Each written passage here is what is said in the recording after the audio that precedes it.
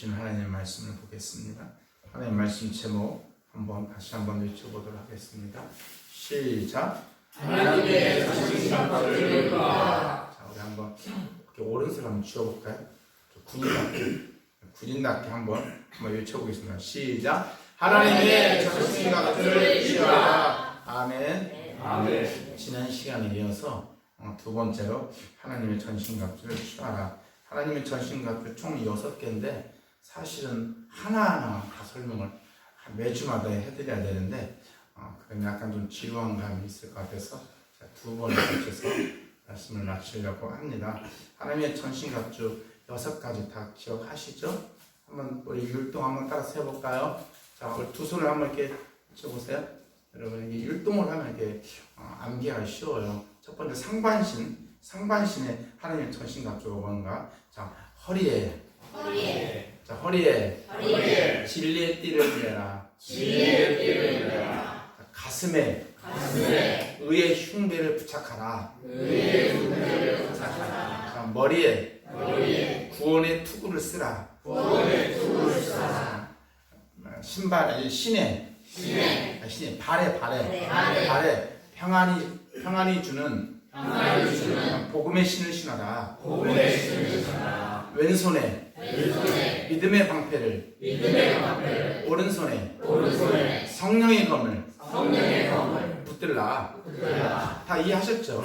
충분히 하나님의 전신갑주 6개, 상반신 3개, 하반신 3개, 총 6개예요. 잊지 않았으면 좋겠어요. 중요해요. 근데 여러분 또 이런 생각도 들잖아요. 왜 이렇게 하나님의 전신갑주가 많지? 딱 하나만 있으면 좋을 것 같은데. 근데 그만큼 사단이, 이 마귀가 우리를 공격할 곳이 많아요. 그게 많다는 뜻이에요. 우리 인간은 허점투성이에요. 사단이 공격하기를 마음먹으면 공격할 때가 한두 번도 아니에요, 사실. 여러분. 그래서 항상 저와 여러분이나 항상 우리는 허점투성이다. 순간 넘어지잖아요. 일어섰는가 했더니 순간 넘어져 있어요. 그게 우리의 인생이에요. 그래서 하나님의 전신갑주가 필요해요. 이 에베소서는 교회에 관한 서신이에요. 교회는 어떠해야 되는지, 교회를 드나드는 성도들은 어떠한 삶을 살아야 되는지 보여주는 서신이에요. 그래서 내가 신앙생활을 어떻게 해야 되지? 도대체 교회는 어떤 곳이야? 라는 여러분이 궁금증이 생겼을 때 이 에베소서를 읽으면 눈에 확 들어와요. 이 교회가 어떤 곳이지? 여러분 좀 더 체계적으로 알고 싶으세요? 그럼 에베소서를 읽으면 돼요. 내가 성도로서 어떻게 신앙생활을 해야 되지?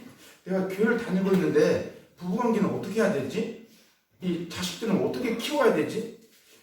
직장생활은 어떻게 해야 되지? 이런 것이 궁금하면 이 에베소서를 읽으면 돼요.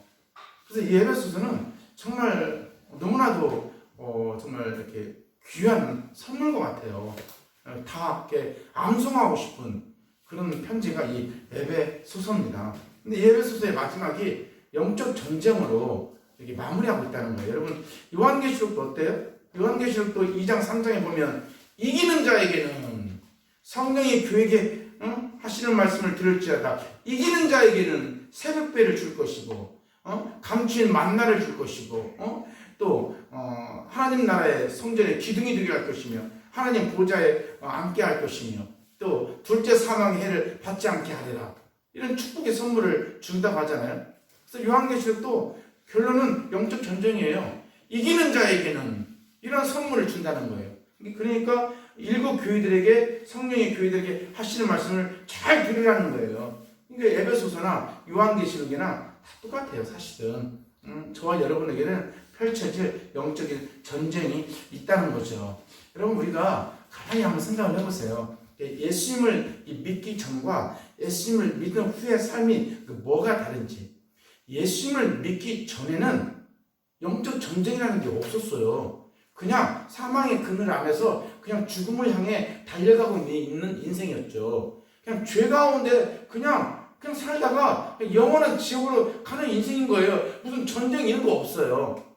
근데 예수를 믿고 나면 사망으로 가야 되는 인생이 생명으로, 마귀의 자녀가 하나님의 자녀로, 어둠의 자식이 빛의 자녀로 이렇게 그 소속과 신분과 운명이 바뀌어요. 삶이 완전 바뀌어요. 그래서 하나님의 자녀로 살아가야 되는 사람들은 좀 생각이 바뀌고 마음이 바뀌어요. 옛날에는 예수님을 믿기 전에는 생각하지 않았던 생각들을 해야 돼요. 죄가 뭐지? 거룩한 삶을 살려면 어떻게 해야 되지? 영생이 뭐지? 이런 생각들을 하면서 살아야 돼요. 예수를 믿기 이전에는 그런 생각을 할 필요가 없어요. 근데 예수를 믿고 나부터는 우리의 생각과 우리의 관심이 이렇게 바뀌어요.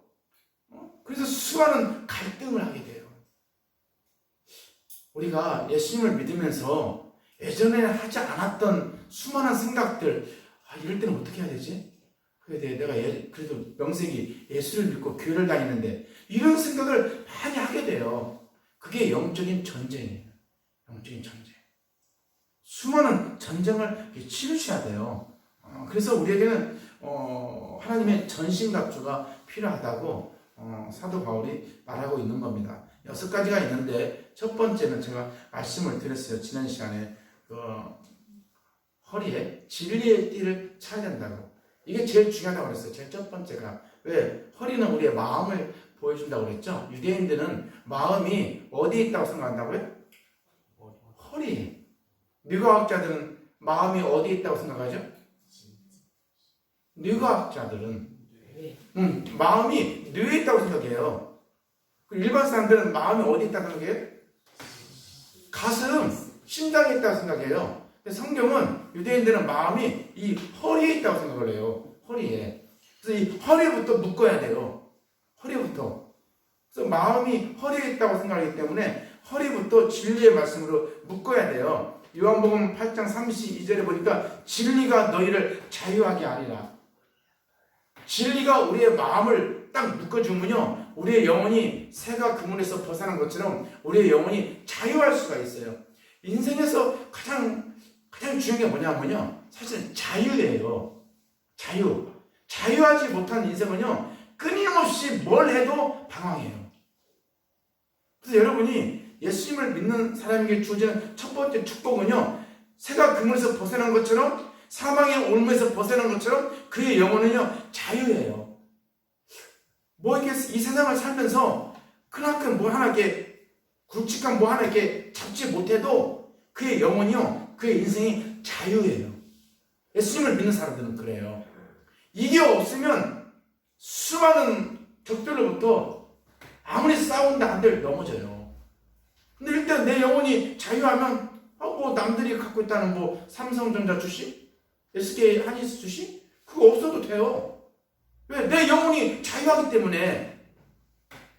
그래서 일단 내 마음이 자유함을 얻어야 돼요. 내 영혼이 방황을 끝내야 돼요. 그래야 영적 전쟁에서 승리할 수가 있어요. 그래서 첫 번째 전신갑주가 진리의 허리띠를 차는 거예요. 내 마음에. 두 번째가 가슴에 의의 호심경 또는 의의 흉배라고 하죠. 흉배를 이렇게 딱 부착을 하는 거예요. 근데 흉배, 가슴에 이 호심경, 흉배를 딱 차고 나면은 잘 생각해 보세요. 이 흉배가 두르고 있는 신체 기관이 뭐죠? 폐, 소장, 내장, 대장 이런 것들이잖아요. 근데 고대인들은 우리의 감정이 어디에 있다고 생각해요? 우리의 감정, 이 소장, 내장, 대장 여기에 있다고 생각을 해요. 사단은요, 성도들을 공격할 때 이 성도들의 감정을 만져요. 여러분 가만히 이렇게 생각해 보시면 사람이 논리 가지고 서로 싸우는 일은 거의 드물어요. 논리 가지고 싸우는 경우는 이단들하고 논리 가지고 싸우지, 성도와 성도들끼리 다툴 때는요, 거의 대부분 이 마음의 감정 때문에 싸워요. 마음의 감정. 그래서 성도와 목사 간에 이 감정이 좋아야 돼요, 서로. 아무리 제가 어제 밤새도록 말씀을 준비하고 성경적으로, 신학적으로, 논리적으로 정말 땀을 흘려서 말씀을 준비를 해요. 말씀을 선포해도요, 성도와 목회자 간의 감정이 안 좋으면요, 이 말씀이 들리질 않아요. 그래서 여러분은 저한테 아부하라는 뜻이 아니에요. 목회자와 성도는요, 관계가 좋아야 돼요. 감정이 좋아야 돼요. 감정이 정말 좋아야 돼요.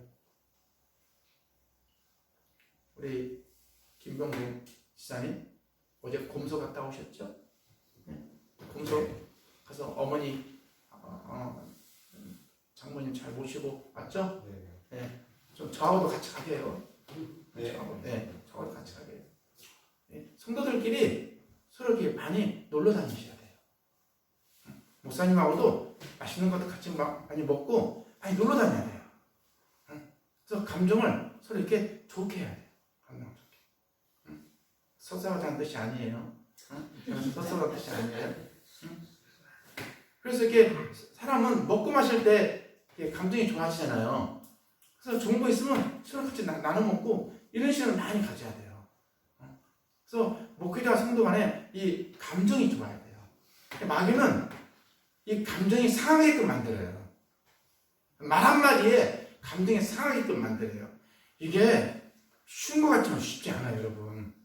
신앙생활 하면서 이게 절대로 쉽지 않습니다. 그래서 항상 여러분 무엇보다도 교회 온 첫 번째 목적이 하나님의 말씀 듣기 위한 거잖아요. 근데 어떤 분은 하나님의 말씀은 귀하게 생각하면서 그 말씀을 전하는 이 메신저에게는 관심이 없어요. 그러면 안 돼요. 이 메신저와 이 메시지는 뗄래야 뗄 수가 없어요. 뗄래야 뗄 수가. 그래서 성도는 목회자 관계를 한번 좋게 하려고 해야 돼요.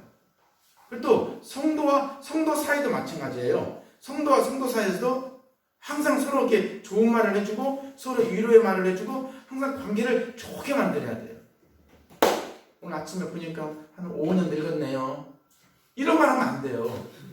이런 말 하면. 오늘 아침에 보니까 선글라스가 멋있네요.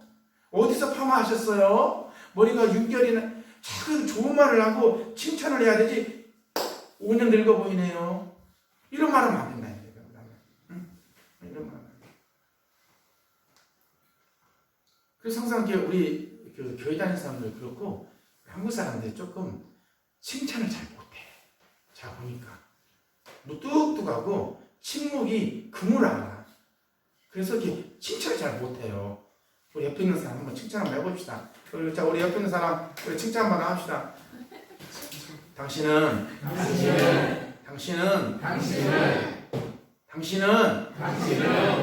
천사와 같습니다.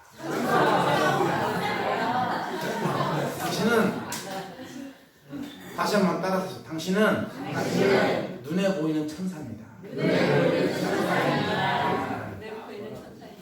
다시 한번 축복합니다. 올해가 가기 전에 옆 사람 보면서 올해가 가기 전에 당신에게 밥 한번 사겠습니다. 네, 약속했어 이제 약속했어. 이제 약속했으니까 꼭 밥 사야 돼 이제. 항상 만나면요. 근데 언제 시간 나세요?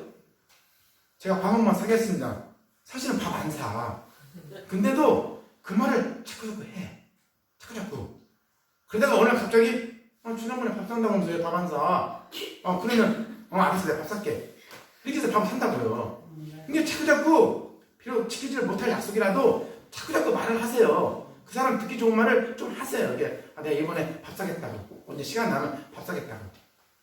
그러다가 오늘 걸려 이제. 나 밥 사라고. 그럼 밥 사야 되는 거예요. 그래서 이게 관계를 좋게 하는 사람들은요, 이 밥 먹는 시간을 좀 많이 가지셔야 돼요. 제가 어제 주발교회 청년들 목장팀 와가지고 참 그 모습을 보면서 제가 부러웠어요. 밤 10시에 끝나. 근데도 전주에서 여기까지 30분 차 몰고 와. 여기 와서 같이 밤 10시에 고기를 구워 먹어. 그러면서 그렇게 서로 좋아해. 그리고 또 그 다음날 아침 6시에 또 일이 있대. 그래서 12시에 가, 1시에. 그 잠깐의 모임을 위해서 이게 목장 모임이에요. 서로 간에 이 만남과 모임이 자꾸 이루어져야 돼요, 여러분. 어제 이사 신방 예배 드리는데 거창하게 했어요, 제가 보니까. 그렇게 안 하셔도 돼. 그냥 컵라면 하고 그냥 고구마 몇 개 굽고 그래도 돼요. 고구마 진짜요. 네. 그거만 비싸. 그러면 감자로. 깜짝 비싸요. 그러면 새우로. 새우는 더 비싸요. 그러니까 자꾸 불판 구워야 돼. 불판 구우면서 자꾸 뭐해서 먹고 그래야 돼요. 그래서 감정을 좋게 만들어야지 그런 일이 없고 그냥 교회만 왔다 갔다 하면 저 교회는 성도가 와도 아는 척도 안 하고 인사도 안 하고 그냥 맹해. 이제는 밥도 안 주네. 그래요. 그래서 교회는 점심을 꼭 같이 먹는 게 좋아요. 그리고 주일날이 아니더라도 금요일날, 토요일날 시간 날 때마다 같이 밥을 먹으면서 이렇게 관계를 좋게 해야 됩니다. 그렇지 않으면 사단은 성도들의 감정을 반드시 흔들어요. 그래서 감정이 말 한마디에 감정을 상하게 하죠. 그런 일이 없었으면 좋겠어요. 근데 오늘 본문에 보니까 단순히 가슴에다가 흉배를, 호심경을 이렇게 부착하라고 하지 않고 의의 호심경을 부착하라고 해요. 의의 호심, 의가 뭐죠? 성경에 나오는 하나님과 관계가 올바랐을 때 그때 의라고 한단 말이에요. 그 하나님과 관계가 가장 올바른 사람은 딱 한 명밖에 없어요. 누구죠? 예수님밖에 없어요. 예수님만이 오직 하나님 앞에 의롭다라고 인정받을 수 있는 분이에요. 저와 여러분은 예수님이 우리 안에 함께 사시기 때문에 예수님 덕분에 예수님 붙잡다 보니까 그냥 하나님이 의로움을 그냥 입혀주신 것 뿐이에요. 이렇게. 원래 우리는 의로운 사람들이 아니에요. 근데 예수님 붙잡고 있으니까 그 의로움을 하나님이 그냥 이렇게 덧입혀준 거야. 우리가 의로워서 의인이 되는 게 아니고. 그런데 사람이 신앙생활 하다 보면요, 나에게 있는 그 의로움이 내 것인 줄 알아. 예수님의 의로움을 나에게 살짝 전가시켜줘서 내가 이렇게 의로운 사람인 것처럼 살고는 있는데 이 시간이 흐르다 보면 내가 의인인 줄 알아. 근데 사도 바울이 하는 말이 빌립보 3장에서 우리 모두가 하나님의 성령으로 봉사하며 그리스도 예수를 자랑하고 육체를 신뢰하지 아니하는 우리가 곧 할례하라. 예수님을 믿는 사람은 절대 자기 힘으로 봉사 안 한다는 거예요. 왜? 자기 힘으로 봉사하면요, 누가 드러나요? 자기가 드러나. 그러니까 하나님의 성령으로 봉사한다고 그래요. 그리고 끊임없이 그리스도 예수를 자랑한다고 그래요.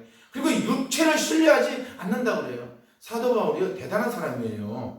태어나자마자 3일 만에 할례를 행하고 또 이스라엘 족속이고 베냐민 집하고 히브리인 중에 히브리인이고 율법으로는 바리새인이요 열심으로는 교회를 박해하고 율법의 의로는 흠이 없는 자라. 육체로 자랑할 게 얼마나 많은 사람인지 몰라요. 근데 그가 빌립보 3장 7절에서 그러나 무엇이든지 내게 유익하던 것을 내가 그리스도를 위하여 다 해로 여기노라. 지금까지 유익했던 것들, 세상에서 자랑할 만한 것들을 다 예수 그리스도를 위해서 다 배설물로 여긴다는 거예요. 성경에 참 배설물이라고 그랬지, 우리끼리 하는 이야기인데 똥이에요. 똥으로 여긴다는 다. 그동안 나에게 유익했다고 여기는 그 모든 것들을 다 배설물 여긴다. 절대로 나를 자랑하지 못하게. 정말 이게 의의 호심경을 부착하고 있는 사람들한테는요, 사단이 아무리 공격해봐도 끝나가지 않습니다. 끝나가지 않아요. 왜? 내가 나를 자랑하지 않는데 사단이 나를 아무리 공격한들 아무런 내가 넘어지지 않죠. 응? 어제 참 놀라운 하나님의 은혜가 있었어요. 타 교회에 다니는 성도님인데 우리 교회에 100만 원을 헌금한다는 거예요. 응? 아니 자기 교회에 100만 원 헌금하는 게 아니고 우리 교회가 100만 원을 헌금을 한다는 거예요. 정말 우리 오케이 교회를 사랑하는구나. 응? 참 본인이 다니는 교회 섬기는 것도 쉽지 않을 텐데, 응? 우리 교회가 교회는 크지 성도는 몇 명 안 되지. 그러니까 재정적으로 어려울 거라 생각하고 그냥 헌금하는 거예요. 그냥. 응? 그렇다고 해서 우리 교회가 그분한테 무슨 뭐 상장을 줄 수도 없는 일이고 그분한테 무슨 뭐 면류관을 씌울 수도 없는 일이고 뭐 여기 나와서 무슨 게 포토존 앞에 세워서 뭐 사진 찍어드릴 수도 없는 일이고 그냥 하는 거야. 그냥. 응? 하나님의 성령으로 그냥 그냥 섬기는 거예요. 그냥 예수님을 생각하고 그냥 섬기는 거예요. 그냥 하나님과 나의 관계를 보여주는 의로운 호신경, 그 의의 흉배가 강한 사람들인 거죠. 그런 사람들은.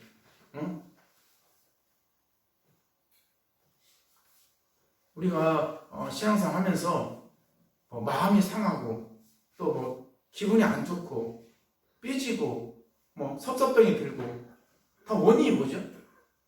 나 좀 알아달라는 거잖아요. 나 좀. 내가 이렇게까지 열심히 했는데 나를 안 알아주고 그럴 때 대부분 사람들이 섭섭하고 마음이 상하고 뒤돌아서 그러잖아요. 그러나 의의 호신경을 딱 붙여간 사람은 예수 그리스도를 밖에는 자랑할 게 없도다. 이런 고백을 하고 살아요. 그런 사람은 아무리 마귀가 공격을 해와도요 절대 쓰러지지는 않습니다. 그래서 우리에게 정말 두 번째 전신갑주, 가슴에 의의 호신경, 흉배를 붙여가는 겁니다. 세 번째, 하나님의 전신갑주 세 번째 따라서 하십시다. 머리에 쓰는 구원의 투구. 우리가 전쟁할 때 이 머리를 참 조심해야 되잖아요. 이건 구원으로 설명할 수 있는데 우리가 구원을 어떻게 받았다고 우리가 인정하면서 살죠?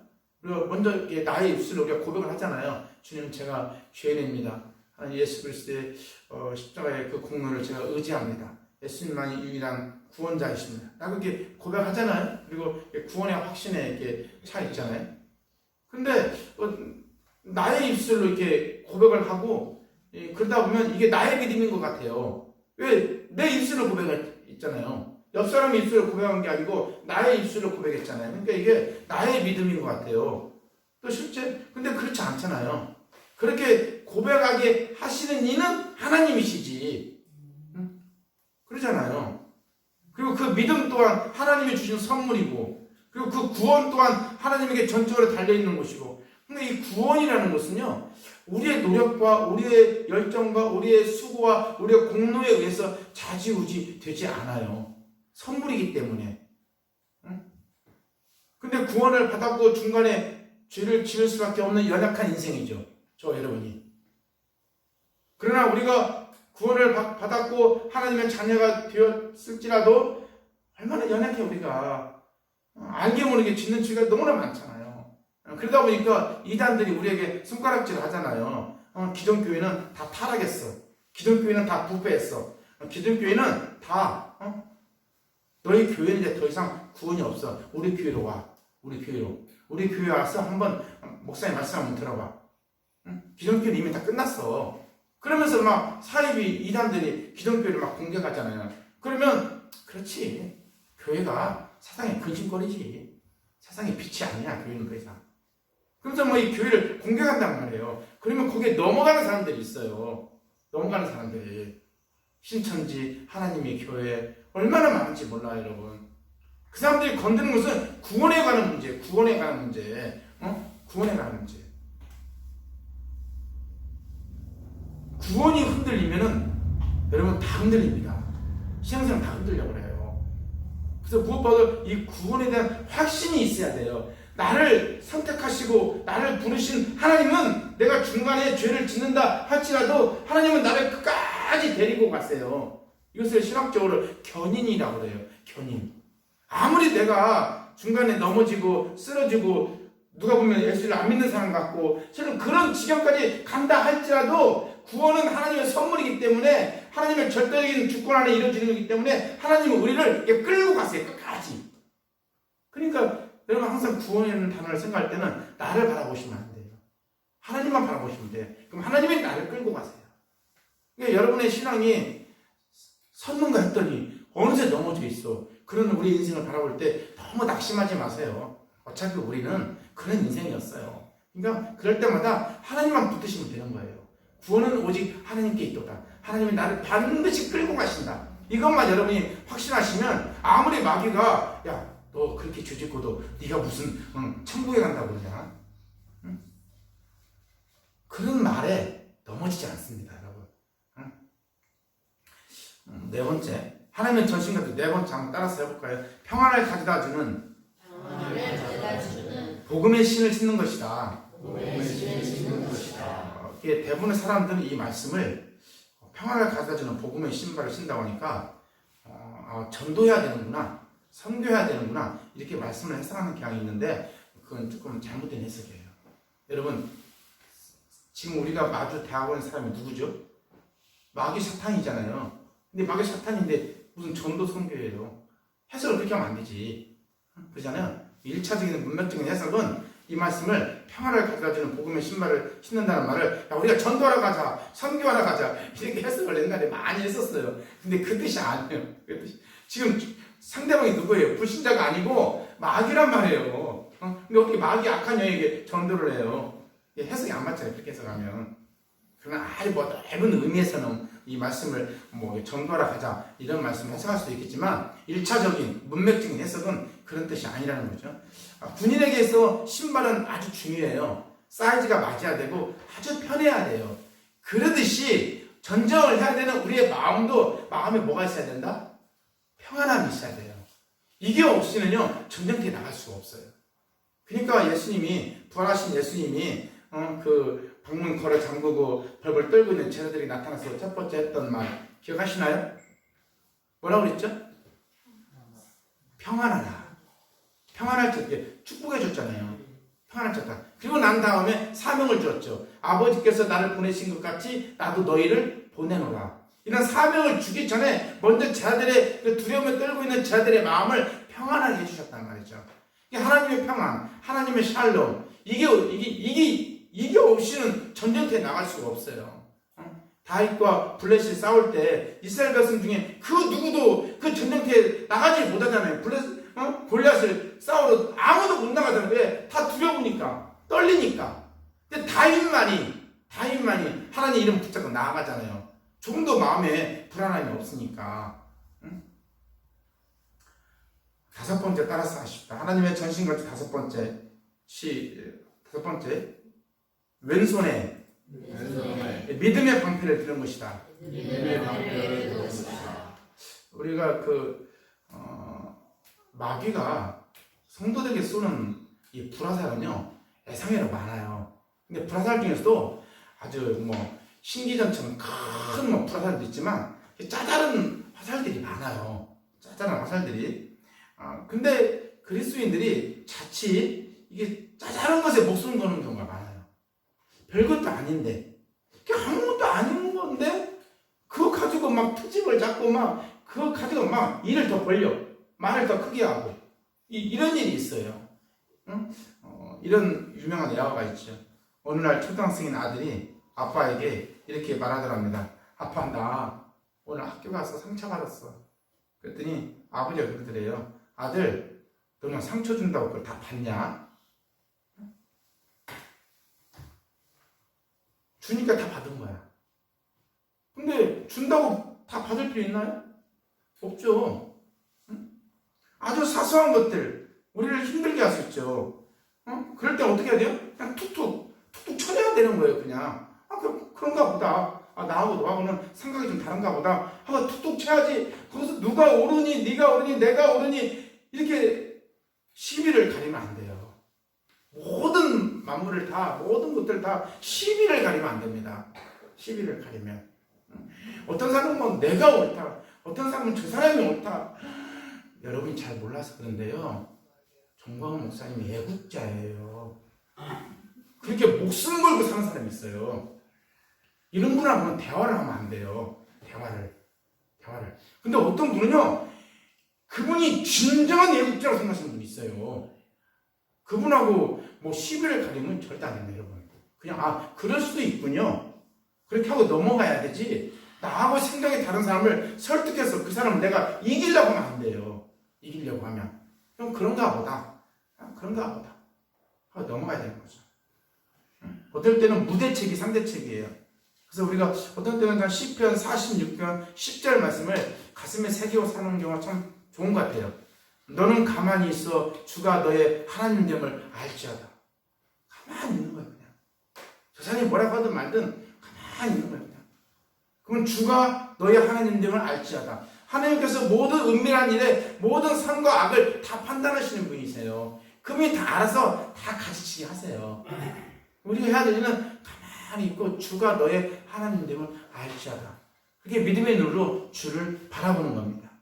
마지막으로 하나님의 전신갑주 6번째 따라서 하십시다. 성령의 검. 성령의 검.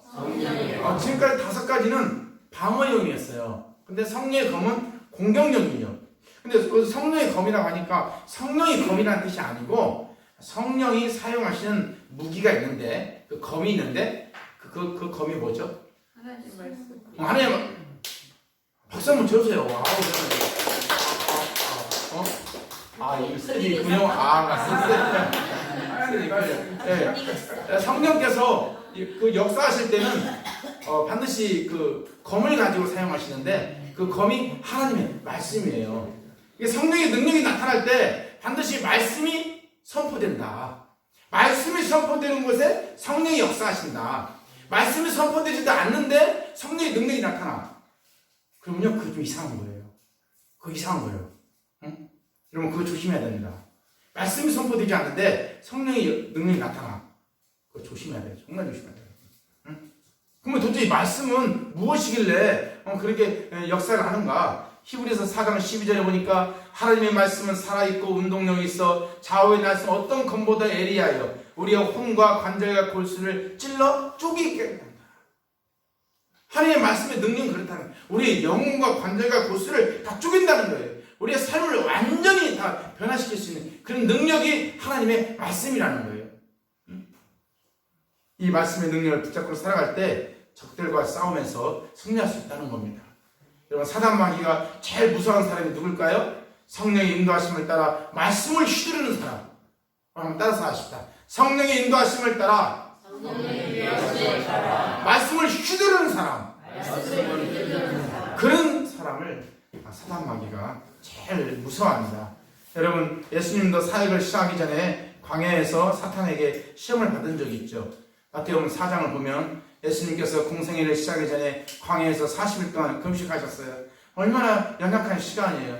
그때 마귀가 예수님을 시험하죠. 네가 만일 하나님의 아들이거든 명하여 이 돌들로 떡덩어리가 되게 하라. 인생의 모든 문제가 먹고 사는 문제 아니에요. 이 문제 해결하면 네가 하나님의 아들인 줄 내가 알겠다. 그러니까 예수님이 신명기 8장 말씀으로 딱 대적하죠. 기록되었을 때 사람이 떡으로만 살 것이 아니요 하나님의 입으로부터 나오는 모든 말씀으로 살 것이다. 하나님도 사단을 대적할 때 말씀으로 대적한다 이거죠. 응? 예수님이 하나님의 아들임을 증명하려고 자기의 그 수많은 능력을 이렇게 보여주지 않았다는 거죠. 말씀으로 그대로. 응? 말씀으로.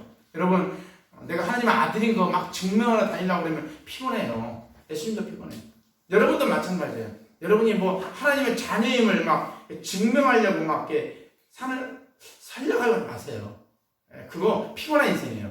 야, 너 세상의 빛과 소금이잖아. 한번 증명해봐. 그 증명하려고 살아야 돼, 내 인생을. 그거요, 힘들어요.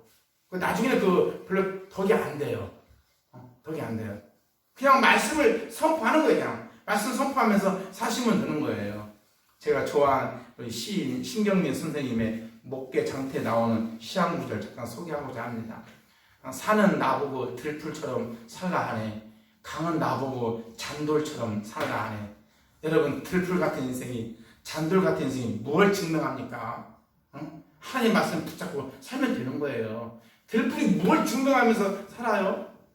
들풀 같은 인생은요, 그냥 하나님 말씀 붙잡고 살면 되는 거예요. 그런 인생에 사단 마귀가 아무리 공격한다 한들, 난 내 인생 어차피 들풀인데 뭐, 아무리 공격해봤자 큰 의미 없어요. 그냥 바람 따라 약간 흔들릴 수는 있겠죠. 그러나 넘어지지 않습니다. 우리가 하나님의 전신갑주에 대해서 6가지에 대해서 짤막하게 제가 설명을 해드렸는데 한번 따라서 합시다. 마지막으로 율동으로 마치도록 하겠습니다. 다시 두 손 들고 따라서 하십시다. 허리에 진리의 띠를 매라.